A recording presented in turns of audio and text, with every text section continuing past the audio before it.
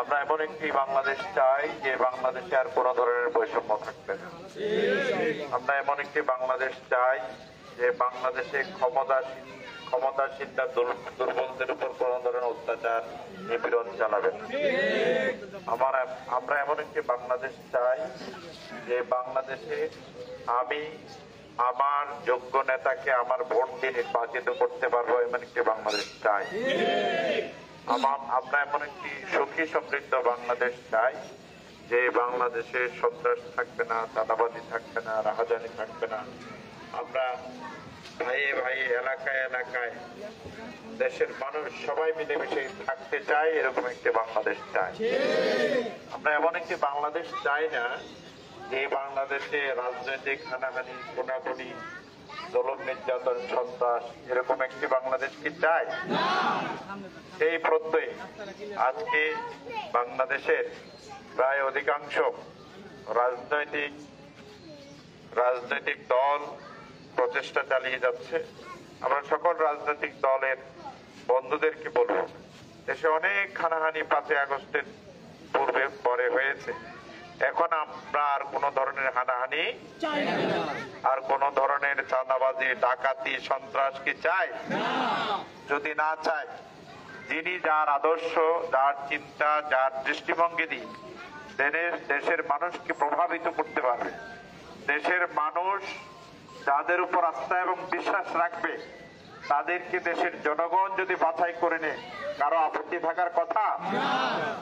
কিন্তু শেখ হাসিনা তার আমলে 3টি নির্বাচন করেছে, যে নির্বাচনে জনগণের ম্যান্ডেট তার প্রয়োজন হয়নি। তার সন্ত্রাস বাহিনী দিয়ে জনগণকে জিম্মি করে জনগণের ভোট তারা লুটে নিয়েছিল। সুতরাং সেই জায়গা থেকে আমি মনে করি দেশের মানুষ সচেতন।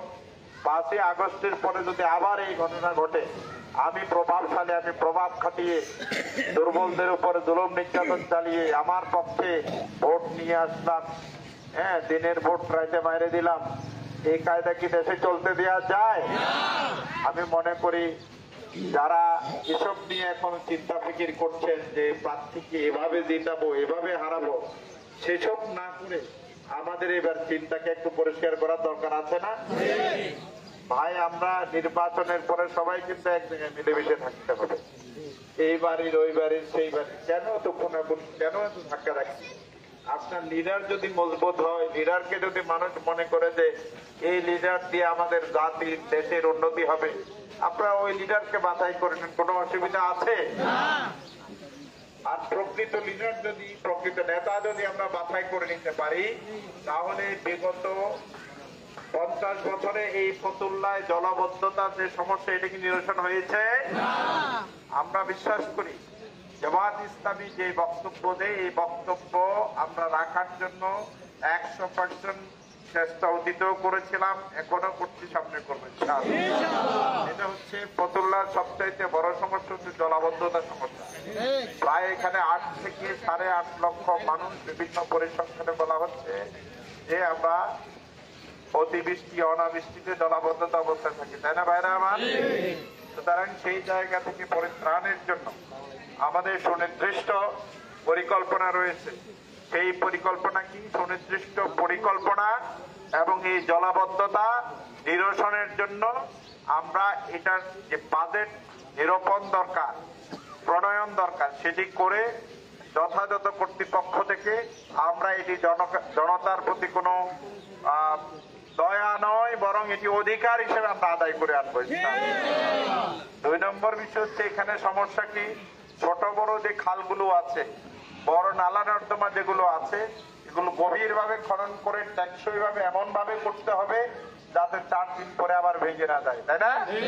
এটা টেকসই ভাবে যদি আমরা খনন করে ঠিকঠাক ভাবে করতে পারি, ইনশাআল্লাহ 2 বছরের ব্যবধানে এই ফতুল্লার জলাবদ্ধতা সমস্যার সমাধান হবে। এবং প্রতিটি বাড়ি, অনেক জায়গায় গেলে দেখি যে অনেক বাড়ি একদম নিচু হয়ে গিয়েছে, ওখানে আর মানুষ থাকতে পারে না, তাই না? সেই বাড়িগুলো ব্যবহারের উপযোগী হবে ইনশাআল্লাহ। এরপরে আমরা বলেছি যে এখানে যে রাস্তাগুলো আছে, সব রাস্তার এখানে যে নর্দমা দরকার, ড্রেনেজ ব্যবস্থা দরকার, এটা কি ঠিকঠাক ভাবে আছে? রাস্তার একদিকে ড্রেনেজ ব্যবস্থা আছে, কিন্তু সেই পানিগুলো কোথায় গিয়ে পড়বে তার ব্যবস্থাপনা